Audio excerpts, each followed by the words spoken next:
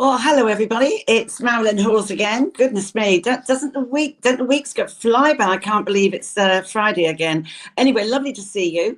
So I am with Unprecedented TV with my show called Heart and Soul, and you can find us on YouTube under Unprecedented TV. But I'm also CEO of Freedom from Abuse, and that's a CIC, which is like a charity, where we raise awareness about grooming and getting people aware of how to spot issues of abuse before it really gets bad, because there's far too much of it happening in society today. We do training across the country, online as well. But for Heart and Soul, I'm inviting people who have got a story to tell. Maybe they've had a tragedy, maybe they've got a really interesting job that not many of us hear about.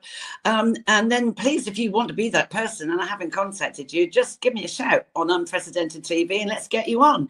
And together we will discuss also, if you've got a gritty subject, it's I like to kick the elephant out of the room, because I think a lot of people who suddenly something happens in their life that you never foresaw, and people avoid you, and your reality needs some oxygen because other people don't really want to know. But anyway, today that's not the case, because this is perfect timing today. The gods are really working in my favor. I am very welcoming and very excited to be talking to Gilly Baldock. Welcome, Gilly. Well, thank you. That was a lovely introduction. Thank you. Well, it's lovely. I'm really interested in this, because you won't believe this. Let me just give a little brief on Gilly. Two very different things. She's married to a vicar, but she also had a job, still does, with politics. Now, what perfect timing to talk about politics. I just think it's a bit of a pantomime at the moment, but you'll be able to help us understand it better.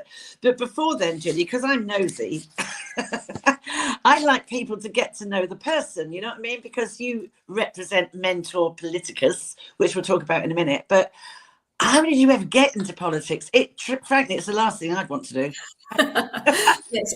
Oh gosh, well, I fell into it. So I had my epiphany on a date on the 23rd of June 2016, which I think most people will remember that date.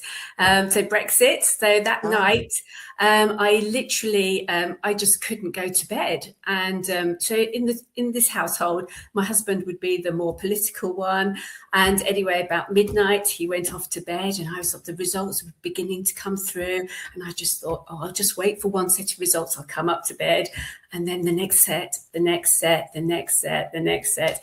And I think it was at 20 to 5 in the morning, the results came through. It's either 20 to 5 or 20 to 6.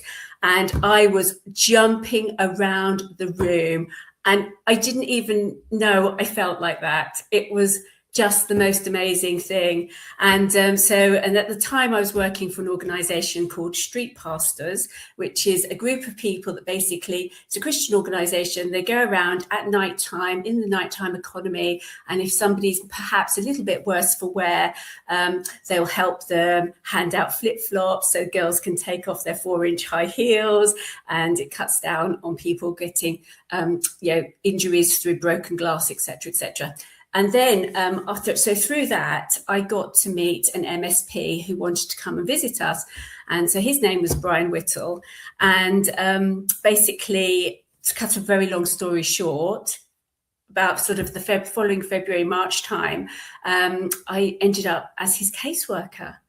So I kind of went from a mum to jumping around about Brexit, and literally a few months later, ending up as a caseworker for a member of the Scottish Parliament, and just incredible. Here's your laptop, off you go. And that's what we did. Yeah, so that was my entry into it. What did that mean then? Did you have to go and find case studies or what? So if you're an MP or an MSP or in one of the devolved parliaments, basically your constituents write to you. So it might be an NHS problem, could be potholes. I literally did everything from potholes to historic child sex abuse and everything in between.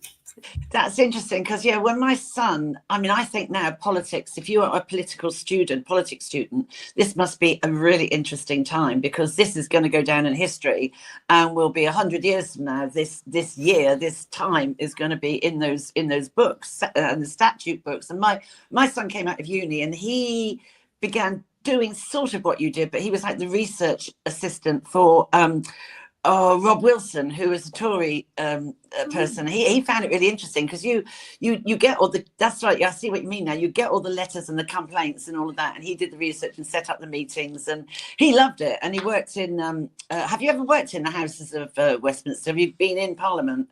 So I have been in Parliament, and occasionally I would go over to Holyrood, Yeah. but normally I was based in the constituency office. Oh, right. Yeah. So was he until it was knocking on doors time and all that. So you were, am I right in saying, would that have been because of an election or something? Were you made redundant? So that was last May. I was made redundant, or just before. So that was so. And prior to then, I was working at West Northamptonshire Council, and so I went from caseworker to being a political assistant with them for 4 years. So it was a new unitary authority formed in 2021, and I started in the November. And literally, again, given a laptop, get on with it.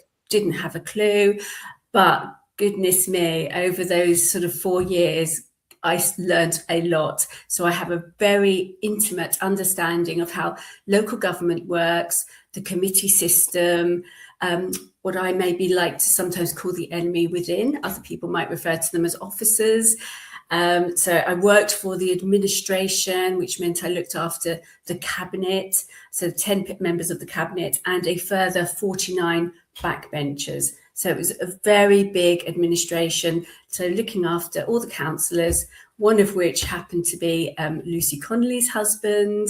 So I was going to ask you about that because this is how I met you. Because I was trying, I was trying to find Lucy, and then the lovely Charlotte said, "Oh, go through Mentor Politicus." I mean, that is a very sort of Latin type name. I mean, how do you come up with that?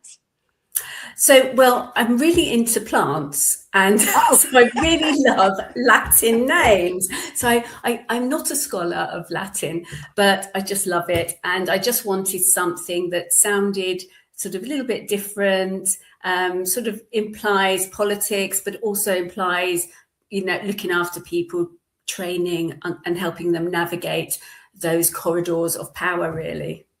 I think it actually sounds incredibly intelligent as well. It's quite posh. Mentor Politicus. I mean, I studied Latin. I only got far as Amoa, Massa, Mant and all that.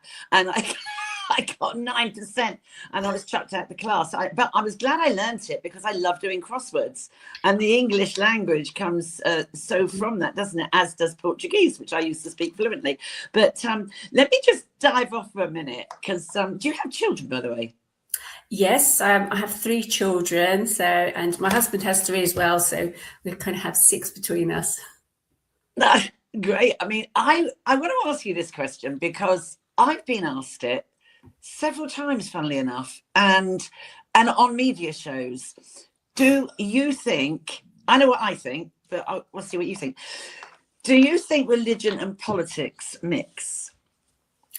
Should they, do they, or don't they?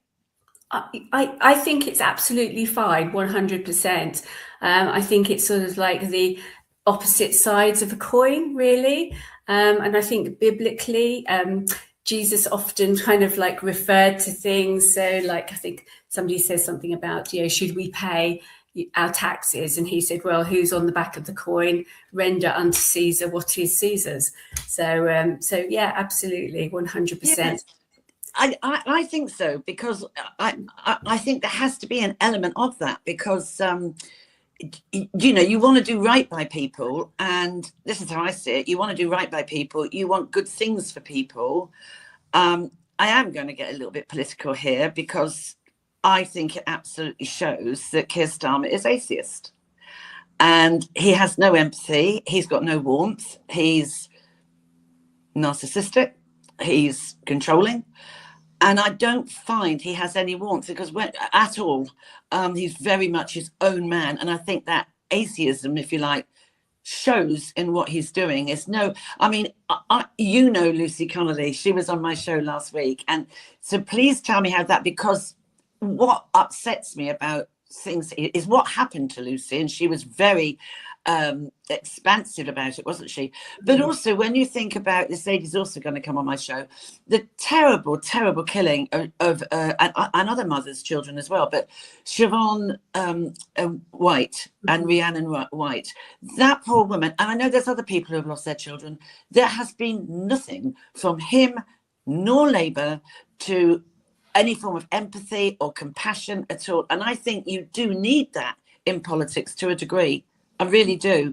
Yeah. And I was interested because I've been asked it a lot, and I don't know why, but on media shows, and that's how I feel about it, that you give a little bit more to the situation if you have that faith. I mean,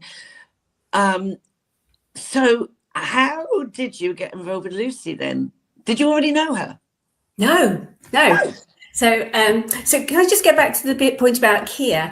Oh yeah. Yes. So I think as a country, you should always be very, very concerned if the person who's meant to be leading your country has no faith whatsoever. Yeah. Because I think our morals, everything we have, whether we go to church or not, actually, if we track it back, comes from a Christian foundation. We might not know it, but that's been embedded in our culture as we've gone through the years. And so, like you say, you look at Keir Starmer and he's dead from the neck up. He's like a robot. There's nothing. I always say the eyes are the window of the soul. Yeah, absolutely. There is nothing behind his eyes. Zero. There is no warmth. There is no, and I when I meet people, I look at their eyes and that connects to my instinct straight away. And I know immediately, yeah, you can be on my side, or I'm getting the heebie-jeebies about you. I don't feel, and I don't stop and think about it.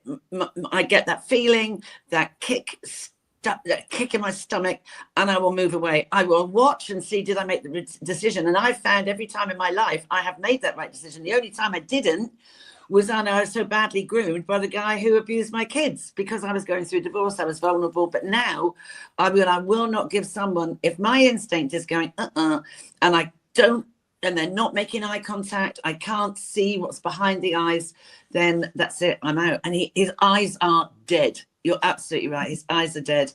And I just feel, I'm sorry to bring that up, but I just think this is the best interview to do right now because of what's happening. So moving on to that, then you felt compassion for Lucy? What happened there? Gosh, so initially, yes, obviously when it all happened, I felt compassion for Ray. So Ray being one of my 60. So I was on holiday at the time. I was on enforced leave because I live in Northern Ireland at the moment, but I was working from West Northamptonshire Council, and the monitoring officer basically kind of forced me to have 2 weeks leave because she was having issues with me, and she didn't realise that actually Northern Ireland's part of the UK, but that's another issue. So anyway, so I'm on holiday. One of my cabinet members phones me up and says, "Have you heard what's happened to Ray?" And I was like, "No." "Gosh, right, okay. Yeah, tell me, right? Oh, his wife's been arrested. Right, okay, I'll get on to him." So I phoned Ray, and I kind of had a soft spot for Ray anyway, because he was one of what I would have called my newbies. So he would often ring up having little sort of issues to do with school issues and casework and that sort of thing. So I'd got to know him quite well. I'd been on a ward visit with him a couple of times. That's where I would literally go and jump in their car, drive around their wards with them. They would tell me what was going on, etc., etc. So I'd had a couple of coffees with him, and so I already sort of had that sort of warmth towards him, and so phoned him up, and it's like, just awful. you know, his wife had been arrested. I almost couldn't compute what it was that he was saying to me. And but at the same time, I'm also thinking, well, I'm not really hearing much from the leader. I mean, when something like happens like that, would you not think everybody would be going absolutely like, you know, mad? Oh my goodness, this is dreadful. Da, da, da. Crickets. Apart from this one couple of people that contacted me, nothing. So that told me that the Conservative cabinet or group that I was working for were kind of trying to distance themselves from this man who's married to this obviously heinous woman. You know, so politically, oh gosh, we don't want anything to do with that. So because I had that gut feel, I basically said, right, Ray, I will look after you, but I'll do it in my own time. And so that's what we did. And so every time he sort of had a meeting, I went to see Lucy, I would just keep a spreadsheet and I just jot absolutely everything down. And, so I was able to sort of chronologically see what was going on and kind of look at things and work out. So that's my caseworker background coming in. Oh, right. Okay. And so I'm kind of sort of like, oh, well, that's really interesting. They're doing that. And, and I don't know if you remember, but immediately that it happened, Yvette Cooper came out and she was saying, right, this is going to be dealt with and nobody's going to get away with it. But Keir Starmer also, I think, tweeted like, basically, again, that sort of dead eyes, that people will not get away with this and we will deal with it and we will be swift and so that I basically kept that and I kept trying to reach out to perhaps the local media, but obviously nobody was going to touch the story at all. I did really crazy things like emailed Tucker Carlson in America. I was just like this mad woman, really. Again, got absolutely nothing back. So eventually Ray came into the office one day and he said, oh, this chap called Dan Wootton has contacted me. It's amazing. And I was like, wow. If that actually is Dan Wootton and isn't some kind of fake email, then let's look into this. So anyway, so we managed to find out it actually was the Dan Wootton that had contacted us. And we had a phone call with him. And Dan was like, Ray, could you come on tonight at 5:00? And I was sort of like, yes, that's fine. And so thinking, oh my goodness, Ray's had no media exposure whatsoever, apart from being kind of caught on the steps of the court by Sky, which is what had generated Dan's phone call. Because he's very clever. He sort of thought, right, there's a bit more to this, really. So anyway, so went round to Ray's house for 5:00. Rachel got him ready for his podcast. And that's when he went on. And that's when the narrative of the story started to change from him being married to this awful, dreadful woman to, actually, there's a little bit more that's going on but here behind the scenes, and then beginning to realize that actually this was very, very politically motivated. 100%. And if you take out a lovely mummy who has Emma Bridgewater china, absolutely, then what does that say to you and me? We're all going to go, oh my goodness, well, I'm just either going to leave social media or I'm going to be very, very careful. Exactly. And I mean, I swear she was set up. I'm certain, because her email address has got the letters of Tory council wife or something, isn't it? Yeah. But I do, having interviewed her last week, I'm without a doubt, I'm certain. And also we have the wonderful Lord Herman involved, don't we? Who should also be put in the trash can as well. Another great chum of Starmer, again, dead from the neck down. And along with Sadiq Khan, I mean, all three of them should be sent one-way ticket to Mars and stay there and hope they find water. Yeah, I mean, he was completely. But what I found, I mean, I said to Lucy last week, I think any of us would have felt like any of us. So she wasn't the only person putting stuff out, but she took it down 3 hours later. And then when all these riots and things were going on, I mean, who wouldn't have felt angry about Southport? Yeah. People still are. I still feel angry about it. If people had done their job right at the start, and that, I mean, all this prevent nonsense. I mean, it really needs to have another whole look at it. And as you say, once you unpack it, the story of Southport is really complex. Is it complex? No, people completely screwed up. And then you've got this, I feel as well, with Lucy as well, this two-tier policing, two-tier sentencing. It's dreadful. Because then she said to me, when they were all having these riots, I was putting that on Twitter before I was arrested. Don't do violence. Violence doesn't help, blah, blah, blah. But there was somebody, wasn't there, some sort of redneck who'd gone right through her Twitter account and then found all these tweets. I mean, it was hideous. I mean, I felt sick for her when she was telling me about it. Yeah, I mean, my own personal sort of hypothesis on this is that, so if you look at the date, so that was the Southport riots were on, or the day of the massacre was 31st of July, wasn't it? Yeah. So that was, just after the general election, so very newbie Prime Minister and his team. But we were sitting, but already I'm thinking May 25 is our local election. So I was already starting to plan that, so anybody political is going to be thinking ahead. You don't leave it till 4 weeks beforehand.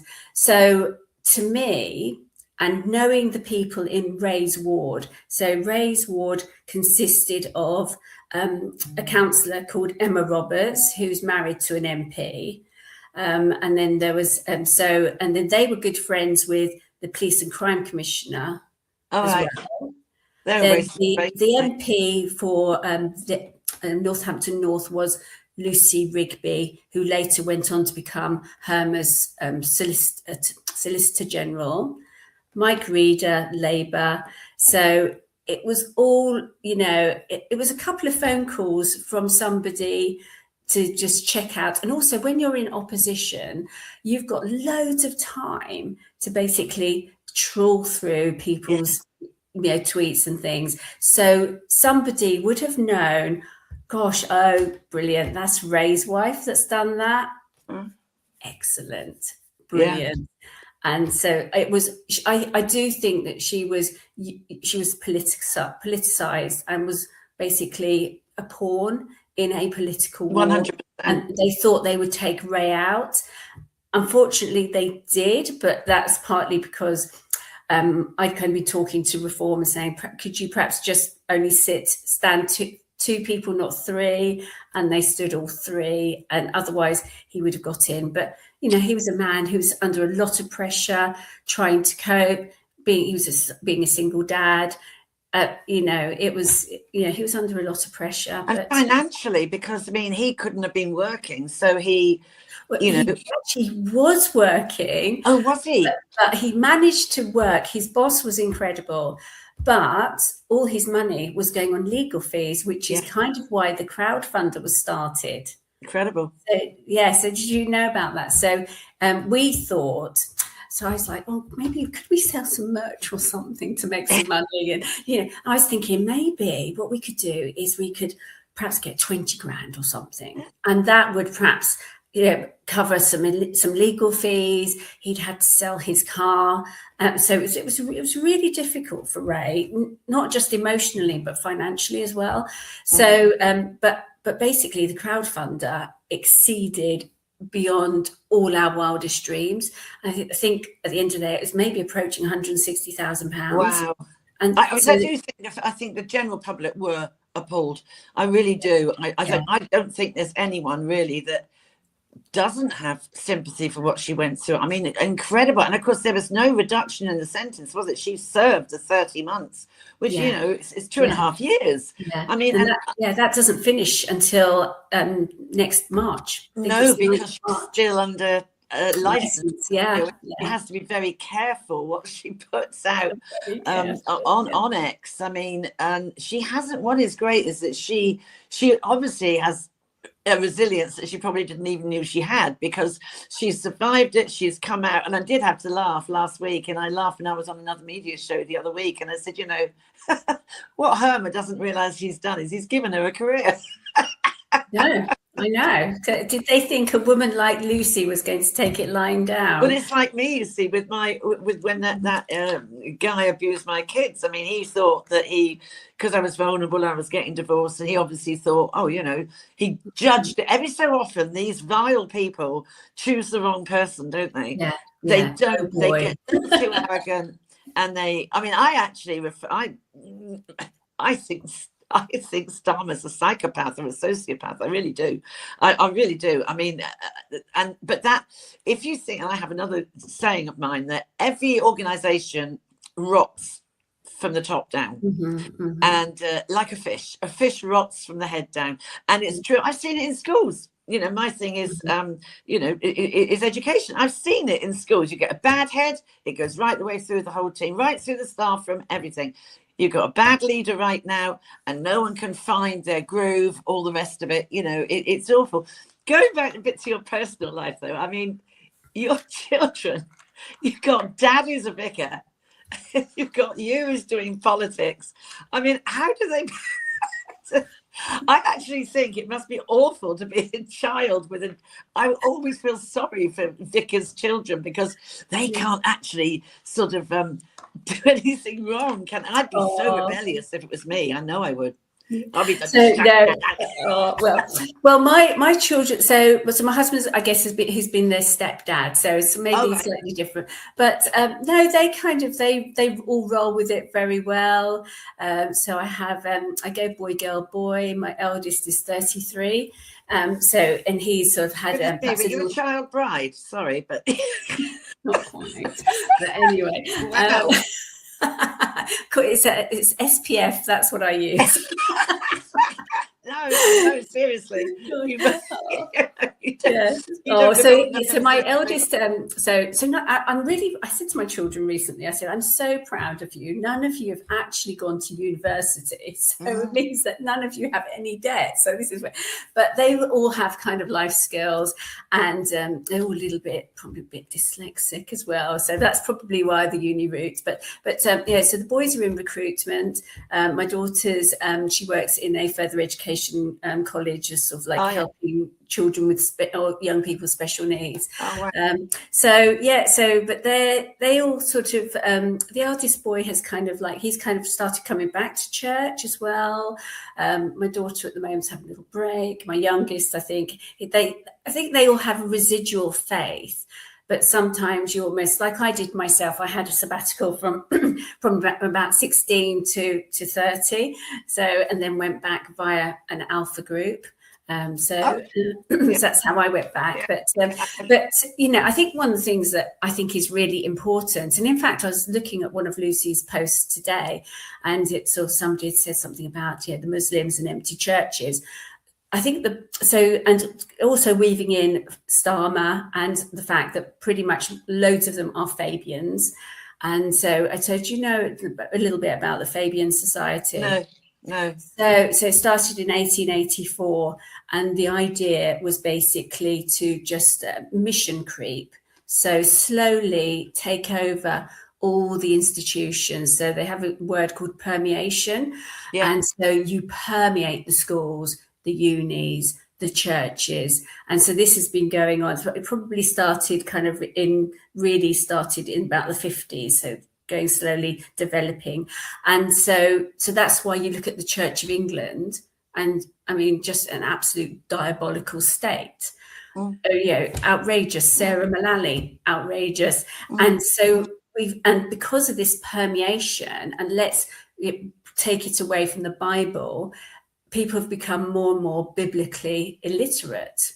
Whereas conversely, with the Quran, everybody is very literate and understand it inside out and back to front. And we've gone away from it, so we've lost those kind of tools for everyday living. But also, let's go down the faith side then, because I mean, where is the Archbishop of Canterbury? She's nowhere to be seen. You know, I mean, I think you got like how many thousands of Christians are being murdered in Nigeria? Where's her statement on this? Yeah. Where is it? Nowhere to be seen. I met Justin Welby. Oh my word! What? Useless. And she's the same. She's too woke. I can't stand all this pious. Why do women bishops and priests have to look so butt ugly? Why can't they wear makeup and look feminine? They all look like a bunch of lesbians. Like, you know, they really wouldn't attract. I can't think of anything less attractive, quite honestly. But having said that, we have in the village next to me, I always call her the sparkly vicar. She is really lovely. She's always got all her stuff. I have a thing about, I think in another life I was a magpie. I love anything that sparkles, and she has beautiful earrings and lovely gowns. And but she's actually one of the very rare feminine looking ones. Because I live near Bedford. I'm in the middle between Luton and Bedford, right? And I saw the MP the other day for Bedford. She is Muslim, isn't she? And her mother was in prison for 10 years or 14 years. And she's, you know, it's dreadful what she's coming out and saying, and all of them. And I worry. I mean, I don't know, with your political hat on now, I worry about what's going to happen to this country. Now, maybe I am too much watching social media, but I do think they want a caliphate. I do really think that, and I think that where are any of the faith leaders? I mean, I'm not being funny. I mean, I was brought up a Catholic. I'm not that anymore, because I mean, goodness me, the rubbish they pour down your throat. But look at the Pope. He's sucking up to it. I mean, what?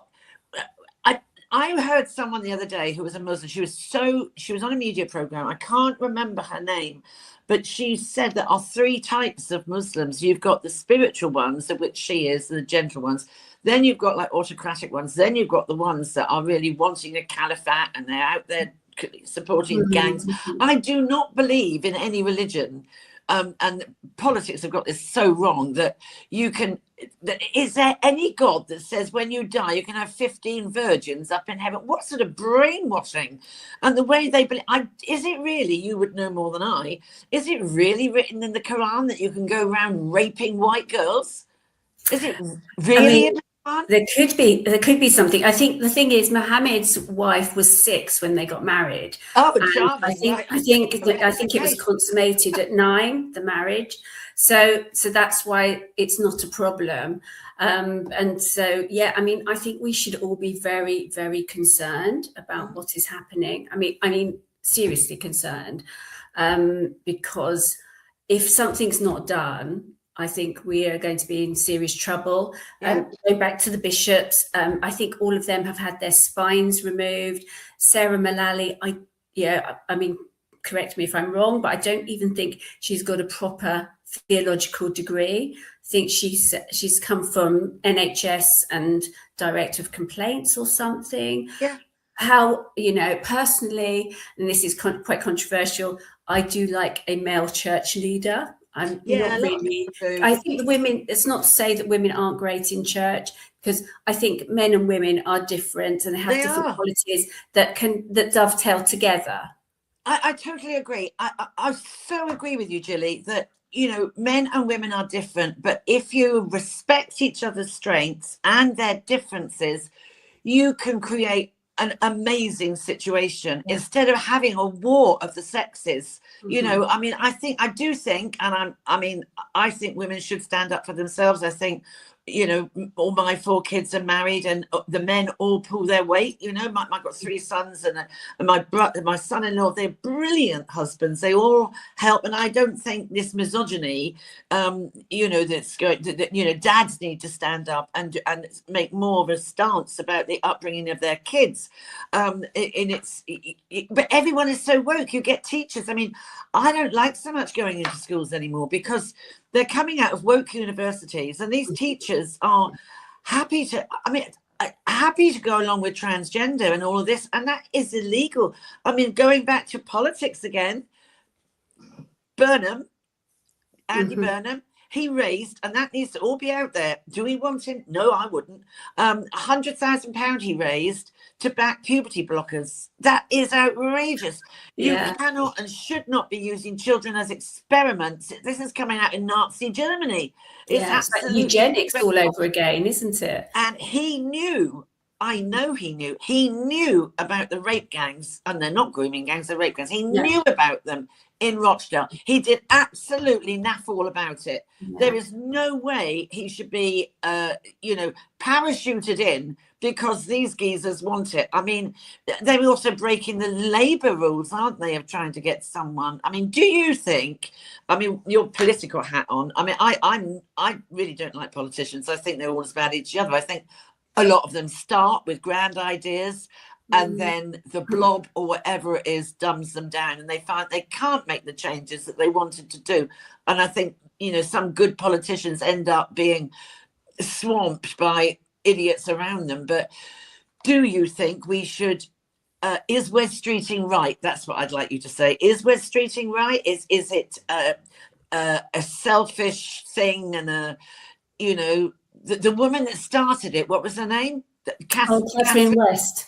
And now she's coming out saying she likes Starmer. So what a circus she's begun. I mean, can you unpick all that a bit? So this Fabian thing, I think it's all part of that. Right. So I think that they are, it's a bit of a sort of a play that they're doing, and a bit of posturing and a bit of narrative and a bit of argy-bargy, and we're going to look like we're doing something. And because if you notice, all the numbers are just kind of coming shy of where they need to be. So I think it's all so it just looks to us kind of mere mortals that like, there was a bit of kind of like trying to sort Starmer out, but it hasn't quite worked out that way. And, Burnham, he did great things apparently with buses, so he must be wonderful. Brilliant. Yeah, excellent. So, but going back to the rape gangs thing, so I was working on something the other day, because as far as I'm aware, people have tried to hold councils to account, but I thought to myself, well, what about the actual councillors, or what about the chief execs? Because, and you use the word blob. So, and most people use that term centrally, don't they? But 100%, every single council throughout the UK is probably a little microcosm of Whitehall. And I mean, the shenanigans that go on, the projects that are kicked down the road, so that, my experience was Conservative administration. Well, the officers, who generally speaking are not Conservative leaning, don't want the administration to look good, do they? No. So, but the work I'm looking at is to try and maybe see if there's a way of actually holding councillors. Well, you see, this is the point I made. I was on Mike Graham's show yesterday, and I was making the point then that there's no sort of accountability. I mean, Jess Phillips. She was, the only person she was involved with safeguarding was looking after herself. And I do think that she has resigned because, that makes me look good because I'm now going to criticise Starmer. But it was only in March that she said he was the best man ever about violence against women and girls. Utter trash. I mean, smash the gangs. He couldn't even smash an egg, And then you've got, who is that woman? Oh my gosh, Alex Davies-Jones. I have done this job for 20 odd years. I've never heard of the woman. And she was appointed for violence against women and girls. Those women, and now they have replaced those two who didn't vote for the inquiry. They've replaced them with two others that didn't vote for the inquiry. So what is that telling us? That the cover-up will still go on. Jess Phillips did her damnedest to try and restrict the inquiry, which is actually destructive in itself. And we don't hear any updates of what's going on. I've tried to find, but how can these women, how can anyone, how can they just stay stum about it? Like this isn't happening in our country. I found another 5 girls that have gone missing yesterday alone, age 14. Why isn't anybody up in arms about that? I mean, I find it. If I find it, they can find it. Yeah, no, absolutely. The trials that are going on. Why can't we deport these people? Why do we have to pay for them in our prisons? Yeah. I mean, the whole thing is bonkers. Yeah, and it just brings in the whole kind of like increase of the Muslim kind of strength politically, and you know, and we're the infidel. It doesn't matter what happens, and we're women as well, so I think we're probably less than dogs, and they really don't like dogs. No. You know, so this is all part and parcel. But I thought it was really interesting. Did you see that was it at the weekend that Starmer has surrounded himself by Gordon Brown and Harriet Harman? So women and girls, and then Jess Phillips steps down.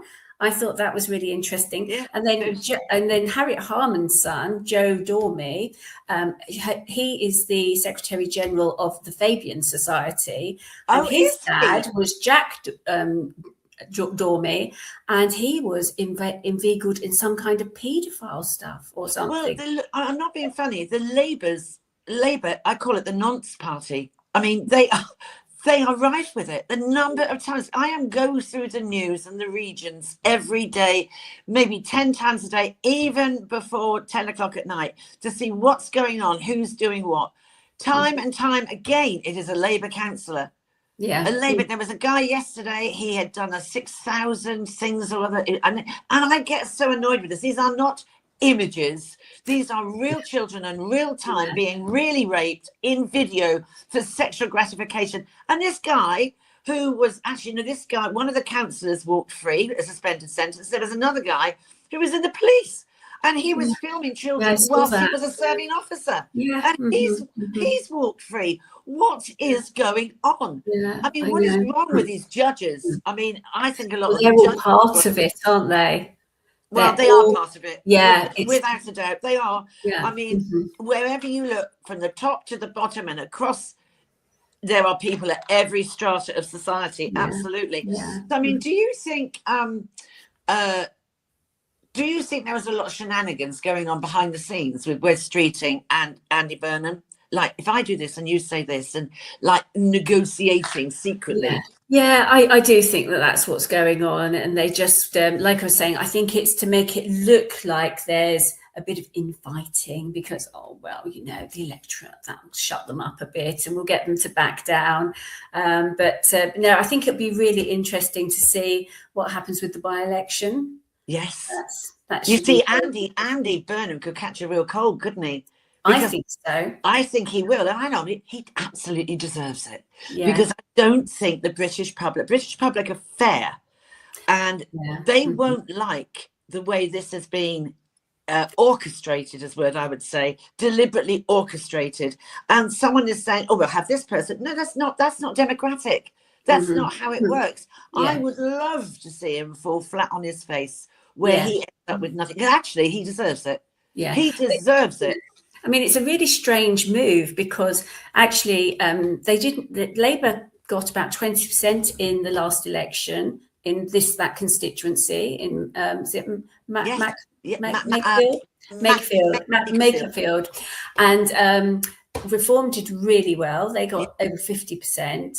So that tells you a lot, doesn't it? That tells you that people are, and it's actually a traditional red wall seat. Yes. So, but people are looking more to just that sort of maybe towards a common sense kind of approach. And so people are now no longer blindly voting Labour, like, I've always voted Labour. So they're beginning to be a little bit more selective and think about it. And obviously people have a lot more access to social media as well. But that was a traditional like Labour stronghold seat. And if Labour are thinking that Andy's going to just trot over there and win it, I think they need to probably wake up and smell the coffee. I think it's quite insulting the way they don't think, a lot of politicians don't think the general public have any intellect. Yeah, I think they think that we're all stupid. It's downright stupid, and it is insulting, and they deserve to fall on their own sword. I actually put a tweet out last night saying, do you know what, if we're talking about Manchester and around that way, I think Maggie Oliver should stand.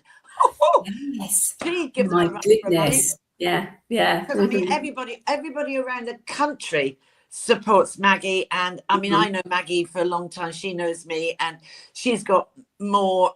She's got the foundation, so she obviously had money to set that up. But she and I know each other, well, and I always support her in anything that we can do, and I just despair at what an example these politicians have. What is it saying about? To the globe about, hey, we just ignore, we don't mind people getting raped by Pakistani people. And I've been saying for years that I am not racist. I'm not racist. I am not racist. But this is making me kind of racist because no one's dealing with it. And I've said for years, it is Pakistani, Bangladeshi. So when I went through only yesterday at some of the trials that are going currently round at the moment, I think there's now 16 I found current trials of girls being a couple of boys being sexually abused and exploited, right? Of those 16 now, 14 are Pakistanis, Muslim migrants, and 2 are white. I'm not saying white people don't do it, of course they do, but you cannot get away from it. Primarily I mean, I think it's not about racism. It's we're kicking back against culture. Exactly. I mean, you can't do anything about your immutable characteristics, can you? If you've got brown skin or white skin, you can't do anything about that. It's the culture that's the problem. Is a culture. When it isn't a culture that they've got, is it? It isn't a culture. I mean, there is no culture. It isn't a culture. They're just barbaric. I mean, if we went over to Pakistan or anywhere over there and said we're going to build a church, in fact, we're going to build one on nearly every street corner, and then we're going to go out on the corners and we're going to sing our hymns and preach the gospel. Good grief, we'd be sliced. We've got to start going back to church, and I don't mean that in some kind of autocratic way, but you've got to go back to church. Or even if you can't do that, I think people need to get a Bible or have a Bible app. Just read the book of John, start to finish. And that's a start. And I also think with these politicians as well. I mean, when I was trying to get my guy put in prison, which I did, but I was writing all the time. If you read, I think it was Romans. If you read, better that you walk through the depths of the ocean with chains around your neck than harm one of my children. Well, there. If you read nothing else, there is the threat. That is a Jesus quote. That is the threat. And you just ignore it. I know, and Mandela, the brave person that ignores that. Absolutely, and then you've got Nelson Mandela. Society will be judged by how we treat our children. Correct, and the politicians in this country suck. So, oh my God, I could sit debating this with you forever. So, two things, because we've got to end in 3 minutes. 2 things. What would be your message to Keir Starmer today? And what's next for Gilly Baldock? Gosh. So I think, and again, this might be a bit controversial, I think that he should stay where he is, because I do like a gift that keeps on giving. And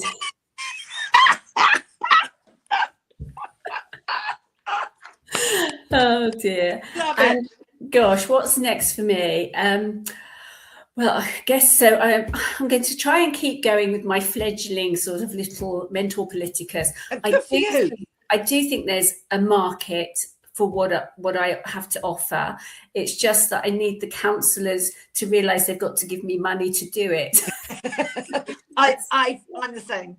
The amount of stuff I do for nothing, and nothing doesn't pay the bills, does it? Yeah, I know. Somebody told me the other day, like, Gilly, right, it's like one and done. So, but there's so many things that, there's going to, all the time, there's going to be by-elections, councillors die, move on, etc. So there's always people that are new to the role. And, and what happens is the officers will suck them in. And if it's anything like where I was, they even do things like have honey traps. So they'll appoint an attractive officer to look after that cabinet member, because we want to get all our sustainability policies through. And it's easier with a low cut top. It's really, we're not talking rocket science here, but the left are very, very good at what they do. And you know, I know that you've got somebody coming on next week who I was very close to, and I'm really excited about that meeting. Yeah. But, well, it doesn't matter because, you know, they're all going to have sex toys in Westminster. When I think it's so funny, this woman that wants to set it all up, but they'll actually be having a recess, won't they? yeah, it's just ridiculous. But Gilly, I hope you market yourself massively around the local councils, because that's what you need to do. Flood social media, because the voice of common sense, goodness me.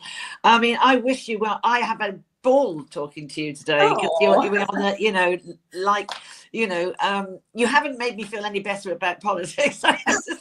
I'm so sorry. I don't think anybody could do that. No, but I do thank you for your time. So obviously right now, really busy lady. So thank you so much. And do you know, this is why I like doing it, because everybody out there will learn more about, and it will give you a leg, because this also will be streamed across America as well. Wow, that's amazing. So thank you ever so much. Yes. Have a wonderful weekend. Thank you. Thank you. It's been a real privilege. Thank you. Bye-bye. Bye-bye. Well, there we go. As I say, it hasn't made me feel any better, but what a lovely lady. And boy, could she got some great work with any new politicians coming up through the ranks. So absolutely wonderful. Loved it. And I hope you did as well. And I hope you learned a bit about politics. Probably I've left thinking it's exactly what I thought it was. But next time we're on, the lady that Gilly mentioned is somebody who is now... you know, mature, but she had a baby born that was it had lots and lots of issues, and this is close to my heart because of one of my little grandbaby daughters. So I think it's interesting to see, how does a parent cope when you're told that this is the baby that you've got, and how you navigate that. So again, this is going to be you know, one of those gritty moments. So take care, look after yourselves, God bless, and I'll see you next time. Bye-bye.